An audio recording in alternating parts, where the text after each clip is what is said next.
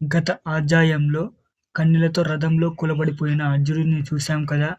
అలా నిరాశలో ఉన్న అర్జునుడిని చూసి శ్రీకృష్ణుడు కంగారు పడలేదు. పైగా ఒక ప్రశాంతమైన చిరునవ్వు నవ్వి అసలైన గీత బోధనను ఇక్కడ మొదలుపెట్టాడు. అర్జునునికి ఉన్న అజ్ఞానాన్ని పోగొట్టడానికి 4 ముఖ్యమైన విషయాలు చెప్పాడు.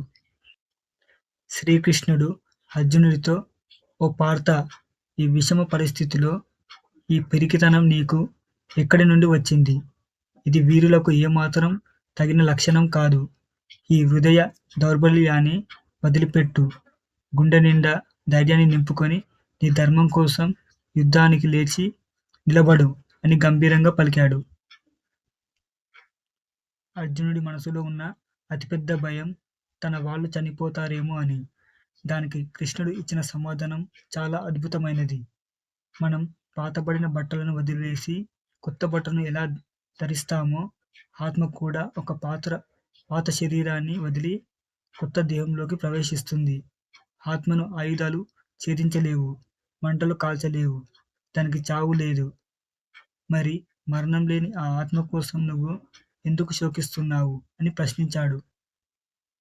ఇక్కడే భగవద్గీతలోని అత్యంత ప్రసిద్ధమైన శ్లోకం పుట్టింది. కర్మణ్యేవాధికారస్తే మా ఫలేషు కదాచన.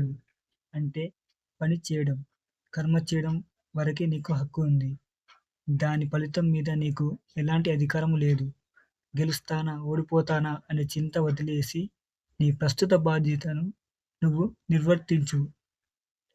చివరగా కృష్ణుడు కష్టాలు వచ్చినా, సుఖాలు వచ్చినా, గెలుపు ఎదురైనా, ఓటమి పాలైనా మనసుని ఎవరైతే సమానంగా ఉంచుకుంటారో వారినే స్థితప్రజ్ఞులు అంటారు.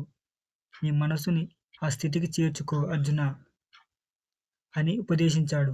ఈ మాటలు అర్జునుడిలో ఒక కొత్త ఆలోచనను రేకెత్తించాయి. అయితే కేవలం పని చేయమంటున్నాడు, ఫలితం ఆశించవద్దు అంటున్నాడు. అసలు ఈ కర్మ అంటే ఏంటి అని అర్జునుడికి మళ్ళీ ఒక సందేహం వచ్చింది. ఈ సందేహానికి సమాధానమే తదుపరి అధ్యాయం కర్మయోగం.